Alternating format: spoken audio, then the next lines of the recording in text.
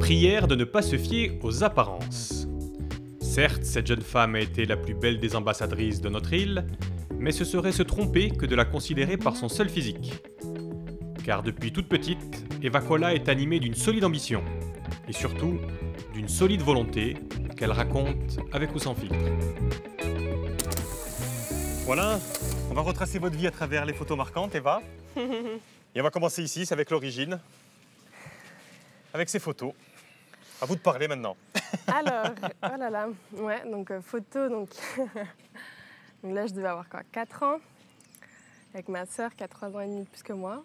Importante votre sœur, hein, Eva. Ah bah oui, forcément, mais c'est vrai qu'elle est très importante dans mon parcours. Oui. Elle était d'un très grand soutien. C'est la sœur modèle? Ou c'est la sœur avec qui vous faites des bêtises? Moi, les deux. Ouais. Bon, au début, on n'était pas forcément proches. Quand on était jeunes, c'était très conflictuel quand même. Ouais. On se disputait beaucoup.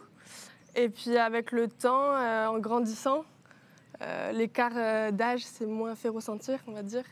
Et du coup, on s'est beaucoup rapprochés. Moi aussi grâce au Miss, après derrière, on l'expliquerait. Mais ouais, au début, ouais, on se chamaillait beaucoup. C'était pas gagné. Ouais, c'était pas gagné. C'était pas gagné au début. Mais quand on pense à votre jeunesse, c'est une jeunesse comment alors, elle n'est pas si loin que ça, la vôtre. Vous êtes une des invitées les plus jeunes qu'on ait eu dans cette émission. Mais quand vous repensez à votre enfance, c'était comment? Non, jeunesse très heureuse, oui, très épanouie, très bien entourée. J'ai toujours ma famille, ma mère, mon père, mes grands-parents. Donc, ouais, non, j'ai pas eu à me plaindre, au bord de l'eau, dans la montagne, les animaux, la nature. Donc, Et puis le sport aussi. Oui, bah alors oui, mon père, il est moniteur de tennis. Avancez un petit peu, je vous en prie. Alors, mon père, il est moniteur de tennis. Votre père, il est du Fiumorbo. Kola, mais du Fiumorbo. En fait, c'est mon grand-père qui a créé un des premiers gros clubs de tennis à Solaro. Oui. Donc, voilà, mon grand-père qui est dans le tennis, et du coup, mon père aussi qui a voulu faire de son métier sa passion. Alors là, il est cool et tout, mais votre papa, décrivez-le-moi un petit peu. C'est plutôt quelqu'un de réservé, non, je crois? Oui, c'est plutôt quelqu'un réservé, assez timide. Il va pas poser trop de questions. En fait, il questionne ma sœur pour avoir des infos sur moi, il me questionne moi pour avoir des infos sur ma sœur. Ah oui. Il ose pas demander sinon. Et du coup, assez réservé, assez casanier. Voilà, la Corse avant tout, on reste à la maison, on est bien, la tranquillité, c'est le principal. D'ailleurs, je crois qu'il ne voulait pas que vous partiez de la Corse. Ouais, hein. non, c'était plus ma fille, mais non, on est bien, sois fonctionnaire, sera tranquille. Moi, j'étais là, mais non, moi, je veux avoir des responsabilités, je veux avoir du stress, je veux créer mon entreprise. Donc, ouais, ça allait un peu à l'encontre et c'est vrai que bah, du coup, ça m'a finalement un peu motivée en me disant, bah non, ils veulent pas que je parte, bah, moi, je vais partir. Ah oui. Ouais. Et puis surtout, il y a quelqu'un d'autre dans la famille qui vous incitait peut-être à partir, qui avait de l'ambition peut-être pour deux. Oui. C'est elle, non? Oui, maman, ouais, m'a toujours un peu poussée. Donc elle est originaire de Bretagne et elle est née du coup à la campagne et en fait elle voulait elle partir faire ses études à Paris. Donc elle est infirmière en libéral et elle est venue en vacances en Corse et c'est comme ça qu'elle a connu mon papa. Donc votre maman, assez ambitieuse, comment vous pourriez la décrire aussi? Elle n'a pas que son caractère? Beaucoup de caractère, hein. C'est la bretonne, c'est vrai que moi bretonne et corse, caractère ça fait bien un trempé. Beaucoup de caractère, elle sait ce qu'elle veut. Très déterminée et nous a toujours beaucoup encouragée, beaucoup poussée et soutenue, même au niveau du sport. On a fait beaucoup de cheval alors que mon père ne voulait pas forcément. Donc ouais, c'est toujours un peu battu pour nous. J'ai mis volontairement cette photo à côté. Une des rares photos que j'ai de vous à l'école. Parce que vous êtes à l'école là. Ouais. Et l'école a une vraie importance. Vraie importance, quoique au début, justement, vous voyez tout sage devant un livre. Mais au départ, l'école, c'est pas tellement ça, non, Eva, je crois? Oui, non, j'aimais bien l'école, mais sans plus. Là, je suis en CE2, il me semble. Donc, j'étais à Jeanne d'Arc, lycée privé à Bastia. Et j'ai fait mon primaire, j'ai fait ma maternelle, mon primaire, mon collège et mon lycée. J'ai voulu m'enfuir un peu seconde, première, je suis allée au Fang. Et puis après, je suis revenue en terminale, passer le bac. Oui, mais ça, c'est l'histoire bien, sauf que au début, vous ne travailliez pas super bien, quoi. Non, je travaillais pas beaucoup à l'école, au collège. Et en fait, j'ai vraiment eu le déclic où j'ai compris que si je voulais avoir ce que je voulais, il allait falloir travailler. Et en fait, là, j'ai commencé à travailler. Je suis devenue première de ma classe et j'ai obtenu mon bac, mention très bien. Et parce que je savais qu'en fait, qu'il fallait avoir un super dossier, un dossier irréprochable pour aller dans les meilleures écoles sur le continent. Parce que vous saviez ce que vous vouliez. Vous ouais, vouliez quoi? Ben, je voulais avoir l'excellence. Voilà, je voulais avoir la meilleure école, tout ce qui était... Pas encore vraiment une idée précise du boulot ou pas? Alors, je voulais au début, c'était plus marketing des produits de luxe. Donc, je m'étais renseignée pour faire une école orientée vers le secteur du luxe. Et puis, finalement, je me suis dit, bon, c'est peut-être un peu risqué, autant je vais changer d'avis. Donc, je vais essayer de faire quelque chose d'un peu plus généraliste. Donc, je voulais faire une classe préparatoire aux grandes écoles. Et ensuite, j'ai vu qu'il y avait Dauphine, donc une très, très bonne université parisienne. Et là, je me suis dit, je veux aller là-bas absolument. Tiens, on y va, Dauphine, c'est là. Ah, voilà. Cap sur Dauphine. Alors, vous allez emprunter quelques petits chemins de traverse avant d'arriver à Dauphine. Hein. Vous avez d'abord fait une école de commerce. Alors, donc j'ai fait d'abord une école de commerce international, un bachelor, sauf que je me suis rendu compte que c'était peut-être pas vraiment ce que je voulais. Je voulais l'excellence, et l'excellence, c'était Dauphine. Et Dauphine, en fait, j'avais pas encore eu mes résultats du bac quand j'avais postulé. Du coup, j'avais pas été acceptée la première année. Donc j'étais très triste, j'avais été acceptée en prépa, mais j'avais plus voulu aller en prépa parce que j'ai eu peut-être un peu peur que ça soit trop dur. Et finalement, je me dis non, en fait, je vais travailler à fond, mais je vais à la Dauphine. Et du coup, après ma première année d'école de commerce, j'ai repostulé. Et là, j'ai été prise. Donc là, les larmes. Je me souviens encore, j'étais chez mon père sur le balcon. Je commençais à crier, à pleurer, je ne comprenais pas ce qui s'était passé. Et du coup, j'ai eu ce que je voulais. Et 2 ans de dur labeur à Dauphine. Justement. Et à Dauphine, la belle histoire va s'interrompre pour une autre belle histoire. Parce que vous allez enchaîner sur quelque chose qui n'était peut-être pas forcément prévu. Non, pas du tout, ouais. Et c'est par là que ça se passe. Allez, venez avec moi, c'est dans une autre pièce. C'est vrai que c'est bien fait, à votre chemin, comme ça, là.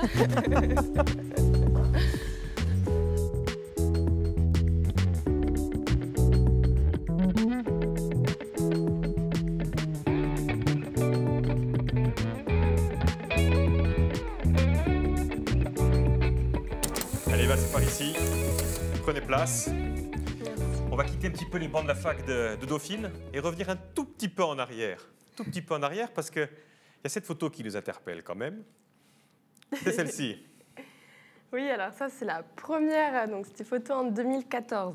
Donc j'avais été élue Miss Saint-Florent et je participais à l'élection de Miss Corse 2014 où Dorine a été élue. Mais moi, je le faisais comme ça, j'étais encore toute timide. Ouais, parce et voilà, sans plus. C'était pas. On l'a pas encore souligné. Vous avez vraiment une enfance où vous êtes assez renfermé, vous faites votre cheval, vous n'êtes pas très sportif. Là, vous avez été Miss parce qu'il manquait des candidates. C'est vraiment pas votre truc, c'est le truc de votre sœur par contre. Oui, c'était plus. Elle est derrière vous là. C'était plus le truc de ma sœur, ouais, c'est vrai. Qu'est-ce qu'elle a, elle, avec les Miss? Elle aimait bien, et c'est vrai qu'elle avait toujours rêvé un peu de faire du mannequinat, tout ça. Donc, voilà, alors que c'était pas forcément mon truc de base. Mais comme quoi. Elle traîne sa petite sœur. Elle traîne même sa petite sœur. Ça nous a vachement rapprochés du coup, parce qu'on s'entendait pas forcément bien. Et puis c'est vrai que les Miss, ça nous a vraiment liés du coup. Et après, on était très fusionnels. Et puis surtout, il fallait la suivre un petit peu partout, parce qu'un jour, elle apprend en 2016, elle apprend qu'il y a une élection, il y a l'élection qui se passe à Portich, et il se passe ça. Et ça va être important. Et donc cette fameuse soirée, on va voir l'élection. Et là, on pouvait aller derrière prendre des photos. Moi, j'étais timide, je ne voulais pas. Elle me dit non, viens, on va prendre la photo, tout ça. Du coup, je la suis. Et là, en fait, je rencontre Iris et Sylvie qui me disent on va peut-être trouver la nouvelle Miss Corse l'année prochaine. Donc, moi, assez surprise. Et je dis en plus, elle me dit ça. En fait, pourquoi pas quoi. Je devrais peut-être continuer et retenter ma chance au final. Donc voilà, c'est vrai que du coup c'est très important parce que ça a vraiment été le déclic. Ah ouais, et puis l'autre qui veut que vous y mettiez à fond, c'est votre sœur aussi. C'est un peu entre guillemets, je me trompe peut-être, mais c'est sa revanche en disant maintenant, moi j'ai pas réussi à être Miss Corse, mais la petite elle va réussir. Ouais. C'est ça, ouais, exactement. Ouais. Sauf que ça se passe pas exactement comme prévu parce que. Ouais, c'est vrai que moi j'ai jamais fait de danse, jamais de théâtre, donc j'étais très stressée de nature parce que. Soit on était la meilleure, soit on ne le faisait pas du tout. Du coup, c'était compliqué. Donc, à force, avec de la motivation, de la détermination, on a réussi. Oui, enfin là, vous ne réussissez pas. Là, parce du coup, là, en fait, là, c'est plutôt échec, là, Eva. bah, quand même pas non plus, mais Miss Ajaccio, vous êtes quoi? deuxième dauphine. Deuxième dauphine. Miss Bastia, là j'avais été très très déçue parce que j'avais été que première dauphine et en plus c'était chez moi à Bastia donc ça m'avait énervée. En plus, je crois que c'est une Ajaxienne qui est Miss Bastia à l'époque. Et du coup, pour le coup, mais bon, elles étaient toutes très, très belles et donc c'était compliqué. Et, comment vous réagissez là justement? Là, je l'ai arrêté. Là, j'avais dit, c'est bon, là ça m'a saoulée, là j'arrête. Ah ouais. Et après, je dis, bah attends, j'ai quand même fait tout ça. Maintenant, en plus, les gens sont au courant que je fais les Miss. En tous les cas, bon, va au bout de tes rêves et puis on s'en fout, quoi. Puis il va surtout y avoir quelque chose. Ah oui, ouais. C'est vrai que l'été, du coup, je suis partie à Bali avec mes copines. C'était mon premier voyage à l'étranger. Et donc, j'ai rêvé d'y aller. Et c'est vrai qu'on est partis en road trip, donc sac à dos, toutes les trois. Et c'était super sympa. Et c'est vrai que j'ai eu une sorte de révélation dans le sens où je suis rentrée, j'étais mieux dans mes baskets, j'avais bronzé, j'avais un peu maigri, j'avais fait du sport, j'étais mieux. Ah ben je veux, ouais, parce qu'à peine rentrée justement du voyage, c'était à Bali là, c'est ça, hein? Ouais, c'était à Bali, ouais. Avec les copines, ah ben paf, là ça marche. C'est parti. Facile là. Là, facile, ouais. Oui, là, la machine est enclenchée. Là, ça y est, ouais, c'est vrai que ça, c'est la première photo en plus qui a fait un peu le buzz sur les réseaux. Et c'était ma copine en plus qui m'avait pris en photo. J'étais plus à l'aise, ouais, j'avais plus confiance en moi, tout simplement. Et donc tout naturellement, quoi. Il y a Miss Corse 2017. Et puis vous êtes encore à fond dans vos études à cette époque-là, parce que là, c'est concomitant justement avec Dauphine. Du coup, j'obtiens juste mon diplôme d'éco-gestion à Dauphine. Et du coup, j'étais très motivée dans mes études. Moi, je me voyais déjà en fait travailler en gestion de patrimoine pour ouvrir mon cabinet plus tard en Corse. Donc c'est vrai que c'était un chemin complètement différent. Mais quand j'ai été élue, je me dis bon bah là c'est juste, je peux faire les deux en fait. Je me suis dit je peux continuer les deux, il n'y a aucun souci. Et en fait déjà vous êtes élue Miss Corse, vous êtes déjà très contente parce que j'avais quand même un peu galéré quand même pour le coup à être Miss Corse. Donc Miss France en fait vous y pensez pas. Enfin vous dites déjà je suis Miss Corse, c'est déjà cool. Sauf que la machine Miss France va arriver assez vite et il va falloir choisir quoi finalement. Et en fait on se prend au jeu. Tout simplement. Et donc, arrive l'élection. Il y a un premier discours qui doit se passer. C'est pour ça que je vous ai mis avec un micro. Et le premier discours se passe pas super bien, justement. Hein. Là aussi, vous êtes passé par des hauts et des bas. Donc là, on sait que si on est dans le top 12, on peut d'avance préparer notre discours pour tout simplement se présenter. Et donc là, on avait tout préparé notre discours au cas où, si on était dans le top 12. Et là, j'avais préparé un truc et tout, bien à l'avance. Et en fait, le soir de l'élection, j'ai pas du tout dit ce que j'avais prévu de dire. Et ça avait chamboulé. Et c'est vrai que quand vous avez préparé votre truc, vous êtes super déçus, forcément. Et moi, je me dis, si j'ai loupé... En fait, quand vous arrivez à ce niveau-là, top 12, on est toutes super jolies, le discours, c'est quand même très, très important. Et c'est ce qui va révéler et dévoiler votre personnalité. Donc c'est quelque chose d'important. Et je suis rentrée dans les coulisses en disant, bon, alors là, c'est fini. Hein, là, voilà, je suis top 12, bon, génial, bon, stop. Stop et fin. Et tant pis. Mais du coup, j'étais désespérée. Et c'est pour ça qu'après, quand j'ai été appelée en top 5, je me suis mise tout juste à pleurer sur scène parce que j'y croyais plus du tout. Et là, par contre, on vous pose une question. Est-ce qu'on peut être Miss et féministe? Et là, vous prenez votre micro. Et là, il y a une espèce de révélation, je ne sais pas ce qui se passe, et vous dites quelque chose de bien, quoi, qui va faire une différence folle. Et là, vous le dites bien, par contre, pour le coup. En fait, parce que la pression était retombée. Vous vous retrouvez en finale contre la future Miss France, qui va être élue, je ne sais plus son prénom. Mais en fait, tout se passe super vite. Maëva. Et en fait, c'est elle qui pleure et c'est vous qui êtes contente quand elle est élue Miss France. Oui, pas de déception. Mais en fait, tout se passe tellement vite. Et là, tu réalises juste qu'on est toutes les deux, en fait. Et t'as à peine le temps de réaliser que du coup, t'es déjà d'être contente de juste être toutes les deux. Enfin, vous voyez ce que je veux dire? C'est qu'on ne vous laisse pas trop le temps d'avoir du recul sur la situation. Du coup, moi, super contente. Super contente. Du coup, j'étais là, en fait, j'ai réussi mon top 5. Ma question, j'ai réussi, c'est bien passé, les gens applaudissent, donc je suis contente. Et c'est qu'après, où il y a un peu de déception, parce que surtout, en fait, on prend la Miss France, elle avance, tout ça, nous, on est sur le côté. Et là, donc moi, je veux voir ma famille, quoi. Ça fait un mois que j'ai pas vu ma famille. Et là, personne. En fait, ils faisaient tous la gueule. Ils faisaient tous la gueule. Et alors que moi, je disais, mais arrêtez, je suis première dauphine, c'est trop bien et tout. Et là, en fait, ils étaient trop déçus parce que dans le public, ils n'ont pas vécu la chose de la même façon que moi. Et ils étaient à fond et ils pensaient que j'allais être élue. Et puis surtout, au cocktail, vous apprenez que ça s'est joué finalement à très très peu de choses. Parce que les Corses... mais là, en plus, apparemment, c'est vrai que là, du coup, je prends mon téléphone, bon, je dis, bon, je range mes affaires, tout ça. Et là, je vois... sur les réseaux, sondage, ça s'est joué à 0. Enfin, sur les sondages, j'avais écrit en tout cas les premiers 0,2 ou quelque chose comme ça. Et là, du coup, je me dis, oh, c'est pas possible et tout. Et là, du coup, les nerfs lâchent. Après, c'est aussi la fatigue, le stress et tout qui s'accumule. Donc là, je commence à avoir une petite déception. Ouais, j'arrive dans le bus, je commence à pleurer en me disant, il se passait quoi Et après, c'est vraiment le cocktail, vous revoyez tout le monde, il y a mes grands-parents qui sont venus, donc c'est très, très émouvant. Et c'est vrai que c'est un moment assez incroyable dans votre vie, et ça arrive qu'une fois, donc c'est beaucoup, beaucoup d'émotions, ça c'est sûr. Et vous l'avez dit, il y a de la popularité, vous avez pu le mesurer en regardant votre téléphone. Ce que je vous propose, c'est d'aller dans un autre univers, justement. Cet univers des réseaux sociaux, de la popularité, c'est pas ici qu'on va en parler, parce que c'est vraiment le début de quelque chose. C'est dans la pièce d'à côté. Allez, venez avec moi, Eva.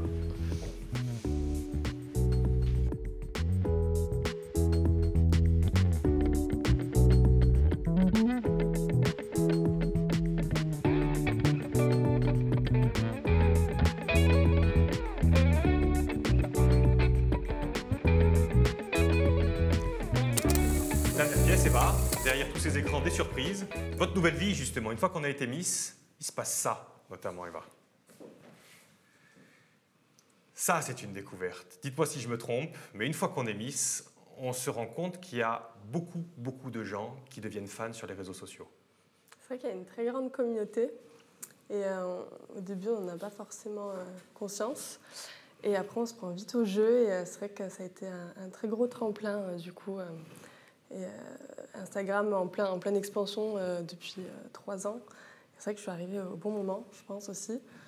Et du coup, c'est vrai que maintenant, ça fait partie de ma vie, on va dire ça. Et au début, c'est quelque chose que vous n'appréhendiez pas du tout. Vous avez même été surpris par ça, par cette popularité sur les réseaux sociaux. Comment vous avez vécu ça, vous ?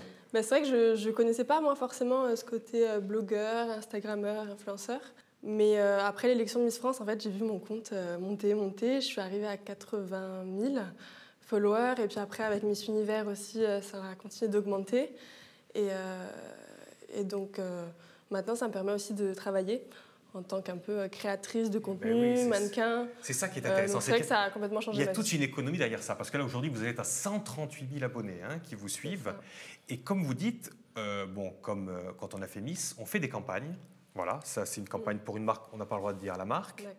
Mais vous faites ce genre de campagne. Et ce qui est intéressant aujourd'hui, c'est que quand vous faites ce genre de campagne, après, vous mettez sur les réseaux sociaux, on voit qu'il y a des likes. Et en fait, ça, c'est très important pour une marque, en fait. C'est pour ça que les marques, finalement, préfèrent prendre des filles qui sont peut-être pas fondamentalement mannequins, mais plutôt des gens qui ont du succès sur les réseaux sociaux. En fait, c'est ça, c'est devenu une vraie nouvelle stratégie de communication en fait, pour les entreprises. Et ce qui est intéressant, c'est que vous pouvez cibler. Donc, chaque influenceur, chaque personne sur Instagram a ses statistiques. Donc on sait exactement à peu près les personnes d'où elles sont originaires, quels âges elles ont, si c'est des femmes, des hommes. Donc on peut vraiment cibler sa campagne. Et puis on va voir combien de personnes ont liké, ont interagi avec la photo, l'ont envoyé, l'ont vue. Donc ça, c'est des stats tout simplement que n'ont pas accès les agences, les entreprises via des magazines ou des affiches, par exemple. Alors que là, c'est vos stats personnels, justement. Vous en profitez effectivement donc, pour être mannequin, vous faire payer. Et puis surtout, on a mis cette photo-là parce que, justement, alors il y a de plus en plus de likes. Aujourd'hui, il y a quand même 15 000 personnes. C'est quand même ahurissant. Et ça vous permet de vivre ça. C'est vrai que oui, ça permet d'avoir des revenus. Ça permet de développer son image et du coup d'être créateur de contenu, créateur d'images pour et puis vous êtes invité partout. Des marques. Donc, en plus, il y a peut-être l'argent qu'on gagne, mais il y a aussi celui qu'on dépense pas. En fait, il y a surtout beaucoup de gratuité. Ouais. C'est beaucoup de cadeaux, parce qu'on envoie des produits à tester, donc des cosmétiques, du maquillage. Après, on vous invite dans des hôtels, au restaurant. Donc c'est vrai que ça devient une vie, Une vie où on voyage partout. Assez sympa. Vous voyagez autour, vous faites tout le Et du coup, monde. ça me permet aussi, quand je voyage, oui, si on m'invite à des hôtels, tout ça, forcément, c'est des frais en moins. Donc oui, ça a complètement chamboulé du tout au tout ma vie et c'est devenu un peu une vie de princesse aussi grâce à Instagram. Donc ouais, c'est fou et finalement c'est aussi du coup moi grâce à Miss France. Après certaines personnes aussi réussissent à développer leur compte sans passer à la télé. Là en l'occurrence c'est surtout via Miss. Mais maintenant ça m'a permis aussi en fait d'avoir le courage de lancer ma marque derrière. On va y arriver. Avant la marque, il y a une étape quand même, Eva. Et l'étape, elle est plutôt sur l'écran là. Parce que là encore, quand vous avez commencé ça, il y avait encore des devoirs. Il y avait ce genre de devoirs-là quand même, à peine élus. Ah oui, ouais.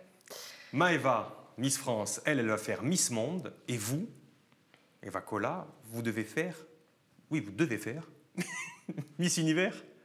Oui, c'est ça. Alors du coup, en fait, chaque année, donc la Miss France décide quel concours elle va préférer faire à l'international. Et la première dauphine, du coup, fait le concours, l'autre concours. Là, en l'occurrence, c'était Miss Univers. Moi, j'étais super contente parce qu'en général, c'est plus la Miss France qui va parce que Miss Univers, ça a plus de notoriété. C'est show à l'américaine, donc c'est beaucoup plus médiatisé. C'est vrai que même sur les réseaux, ils ont 3 millions de personnes qui le suivent. Et du coup, moi, j'étais vraiment très, très excitée. Surtout l'année dernière, c'était en Thaïlande, à Bangkok. Donc, j'ai adoré. Et j'y suis retournée encore cette année, 1 an après. Donc, c'est la folie. Donc, voilà. Ben ouais, vous partez vraiment. Alors, pour le coup, ça va donner ça. France has a degree in economics and recently decided to pursue her passion. This 22-year-old businesswoman is developing a swimwear brand that she hopes will help women feel more confident about their body.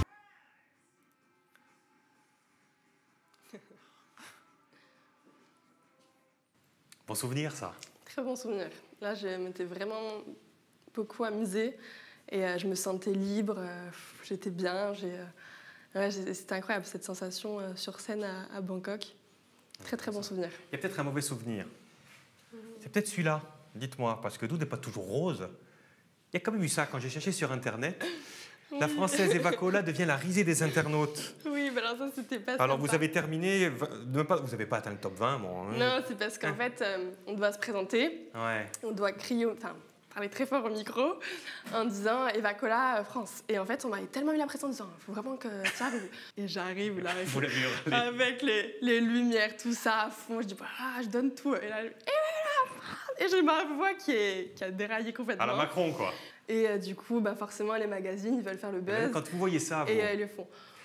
Ça touche toujours. Ouais, mais moi, je connaissais l'histoire, du coup, c'était pas pareil. C'était plus drôle. Mais moi, du coup, je rigolais un peu avec mes copines. Ça vous a pas touché? Bon, si ça vous a pas touché. On s'habitue un peu des journalistes, des magazines. On sait qu'eux, ils veulent le titre pour faire le buzz, donc il faut cliquer dessus et voilà. Alors, il faut passer. On fait passer et on va rester avec cette image. Donc, on a bien compris que c'est un super souvenir, ça, à Bangkok. Ouais, non, franchement, c'était incroyable. Incroyable comme aventure. Et vous vous êtes fait des copines, là, d'ailleurs. Ouais. Des copines qu'on va retrouver. Des filles adorables et jolies aussi. Très, très sympa. Et qui nous a invités après derrière, donc on a pu voyager encore plus. Parce qu'on va en retrouver une, je crois, qui était là, en tout cas, sur cette photo. Vous l'avez dit tout à l'heure. Approchez-vous, n'ayez pas peur. Ah oui, ouais. Oui, alors j'étais très amie avec Miss Puerto Rico, qui a fait un top 5 à Miss Univers, qui était dans les favorites. Et du coup, elle est venue faire l'égérie de ma campagne de maillot de bain. Parce qu'aujourd'hui, vous êtes chef d'entreprise, vous êtes la businesswoman que vous vouliez être quand vous étiez petite. C'est quoi ça? Donc, quelle idée? Donc en fait, j'ai créé ma marque Cara Bellezza, qui veut dire chère beauté en italien corse. C'est des maillots en fait haut de gamme avec un tissu recyclé, donc à base de filets de pêche fantômes qui vont être repêchés par des assos en Italie. Et après, recyclé, la fibre sera recyclée. C'est le début, mais très bien. exactement. Et il y a une bonne com autour de ça parce qu'il y a ce genre de clip pour accompagner tout ça. Dear Beauty, whatever you feel, whatever you think of yourself, never forget that you carry with you the strength of the stones, the softness of the wine, the power of the waves, and the brightness of the sun. You are a woman. Et c'est là que finalement, avant d'arriver à Dauphine, quand vous avez fait l'école de commerce, c'était peut-être pas une mauvaise chose parce que ça vous sert aujourd'hui. Parce qu'on le répète, aujourd'hui, c'est vous toute seule. Comme quoi, il y a vraiment eu... Après, moi, je crois beaucoup au destin. Et je vous ai dit, par exemple, que juste avant de faire Dauphine, j'avais fait une école de commerce international. Maintenant, en fait, c'est ce que je fais. Et juste avant, je voulais faire du marketing des produits de luxe. Finalement, j'ai créé ma marque, produits de luxe. Donc, c'est vrai que créer sa marque, c'est vraiment... j'adore faire ça parce que ça a ce côté business, côté éco, gestion que j'ai fait à l'école, ce côté com, marketing, modeling aussi, le côté créatif. Donc il y a tout ce que j'aime qui est réuni dans un métier. Donc voilà, c'est génial. Et bien justement, ça sera la dernière photo. Cette photo-là. Question simple, Eva, est-ce que vous êtes la femme que vous rêviez d'être? Pour l'instant, je m'en approche beaucoup. Ouais. Non, c'est vrai que tout s'est passé pour le mieux. Et après, je pense qu'on a confiance en soi et puis qu'on est bien entouré, on peut faire de très belles choses. Et c'est pour ça que je continue à croire en moi et pour réaliser mes rêves, tout simplement. Il y en a encore? Il n'y a plus de rêves maintenant, non? Quand vous avez réalisé tous vos rêves, non? Il y en aura toujours, hein. Ouais. mais c'est vrai que pour l'instant, je me sens très bien. En fait, je me sens heureuse, très épanouie, et c'est ce qui est le plus important. Et c'est vrai que d'avoir une marque, on cogite tout le temps, parce qu'il y a tout le temps des choses à faire, et c'est super inspirant et stimulant. Mais c'est vrai que cette photo, ça fait plaisir. C'est une belle photo pour finir. Il en reste une de photo. Celle-là, elle est sur les réseaux sociaux d'ailleurs, c'est le selfie. Venez à côté de moi. Il faut qu'on le fasse ensemble celui-là, hein. C'est pas moi tout seul. Hein. Hop, voilà. Merci infiniment, Eva. Merci infiniment. À une prochaine, Moi, je ne serai pas à Dubaï, hein. On se verra plutôt ici, du côté d'Ajaccio, quand on vient de représenter la marque.